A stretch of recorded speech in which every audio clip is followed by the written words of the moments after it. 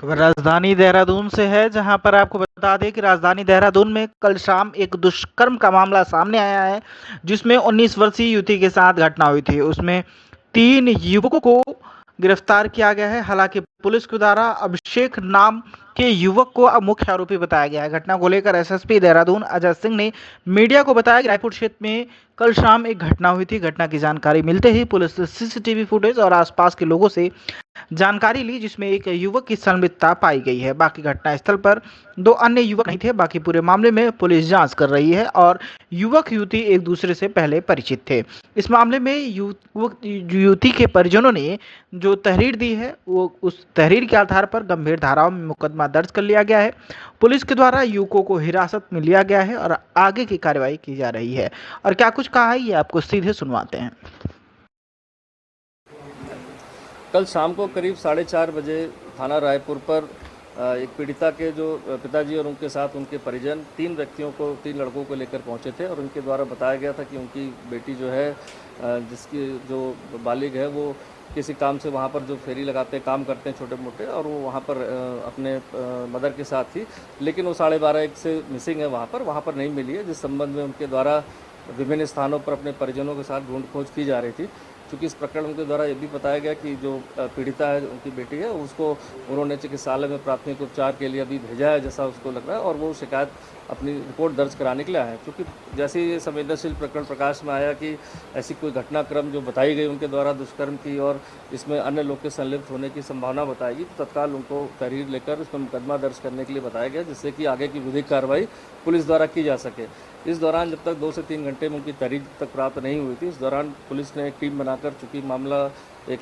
बेटी के साथ था जो एक 19 साल, साढ़े 19 साल की लड़की थी, तो इसको देखते हुए तत्काल टीम बना के जो हमारी जो सीसीटीवी टीम होती है उसके द्वारा भी साथ संकलन किया गया, और साथ ही साथ जो सस्पेक्ट को पकड़ के लाया गया था परिजनों द्वारा, उसमें उनकी कॉल डिटेल वगैरह का एनालिसिस करने के लिए बताया गया। चूँकि अभियुक्त जो उसमें नेम्ड था, उसमें एक के पास मोबाइल नहीं था, बाकी 2 के पास था। साथ ही साथ पीड़िता द्वारा भी कोई मोबाइल प्रयोग नहीं किया जाता, इसलिए जो भी हमारे पास मिला वो सीसीटीवी फुटेज के आधार पर सारे घटनाक्रम की हमने एनालिसिस किया, और जब तहरीर आने के बाद रात्रि में उसमें मुकदमा इसमें दर्ज कर दिया गया था, जो गैंग रेप और अन्य धाराओं में मुकदमा की तहरीर थी उसके आधार पर दर्ज कर दिया गया था। अभी तक की जो हमारी इन्वेस्टिगेशन हुई है उसमें प्राथमिक रूप से जो सीसीटीवी फुटेज हमें 4 नंबर जो जहाँ से घटनास्थल स्टार्ट होता है, जहाँ से मिसिंग की बात उसमें लिखी गई थी, वहाँ पर जो अभियुक्त और जो पीड़िता को साथ उसमें जो मैजिक है उसमें साथ में जाते हुए एक फुटेज में देखा गया। साथ ही साथ 2 घंटे बाद की फुटेज में अकेले आते हुए उनकी फुटेजेस विभिन्न स्थानों से मिली है, और जब इसमें पूछताछ की गई तो पता चला कि इसमें जो वहाँ के जो स्वतंत्र साक्षी गवाह हैं उसमें करीब 5 से 6 लोग, उनके द्वारा भी इस चीज़ की बात की पुष्टि की गई, क्योंकि रोज़ वहाँ का उनका आना जाना उठना बैठना है। साथ ही साथ अभियुक्त द्वारा, चूँकि फ़ोन नहीं था, उसके द्वारा एक अपने घटनाक्रम के बाद जब इसके बाद उसने अपने और साथी से एक फ़ोन लेकर रास्ते में जो मैजिक का ड्राइवर था उससे फ़ोन लेकर अपने 2 दोस्तों को फ़ोन किया था किसी मदद के लिए, और जब वो जो 2 अभियुक्त नेम्ड थे जिनको थाने पर लाया गया था, वो उसके जो हमारी तकनीकी टीम है, जो हमारे सीडीआर एनालिसिस है और फुटेज है, वो अन्य स्थानों पर घटनास्थल से काफ़ी दूर पाए गए। चूँकि इसके बाद तपोवन रोड पर एक मैजिक में ये 3 लड़के और पीड़िता को इनके परिजनों ने स्पॉट किया था, उसके बाद वो पकड़ के ले आए थे। तो सारा जो घटनाक्रम अभी तक पाया गया उसके आधार पर जो अभियुक्त है मेन जो इसमें अभिषेक है, उसकी घटना में पूरी संलिप्तता अभी इसमें साक्ष्यों के आधार पर पाई जा रही है।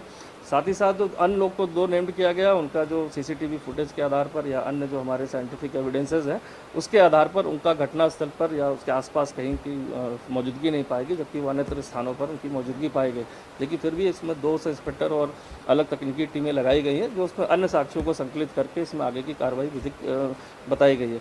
में भी हमने जो है इसमें एप्लीकेशन लगा दी है 183 GBNSS में, जिसमें पीड़िता के बयान दर्ज हो जाएं, जिससे जो भी सच्चाई और जो भी घटनाक्रम है वो भी वहाँ पर मजिस्ट्रेट के समक्ष जो दर्ज हो जाए। इसमें डॉक्टर से भी हमारी जो टीम है महिला उपनिरीक्षक की, उन्होंने भी बात करी, और स्थिति जो है डॉक्टर द्वारा भी इसमें सामान्य बताई गई है। सभी जो पक्षों के बयान और जो साक्षी हैं, जो स्वतंत्र साक्षी हैं, चाहे वो सीसीटीवी फुटेजेस मिली हैं, जो सीडीआर की जो कॉल डिटेल का हमारा स्टेप बाय स्टेप लोकेशन जो मिली है, उसके आधार पर हमारी टीम पूरा काम कर रही है, और इसमें पूरी जो मेन अभियुक्त है उसके विरुद्ध जो है विधिक कार्रवाई अमल में लाने के लिए इसमें निर्देश जारी हो चुके हैं, जिसमें विवेचक द्वारा आगे की कार्रवाई की जा रही है।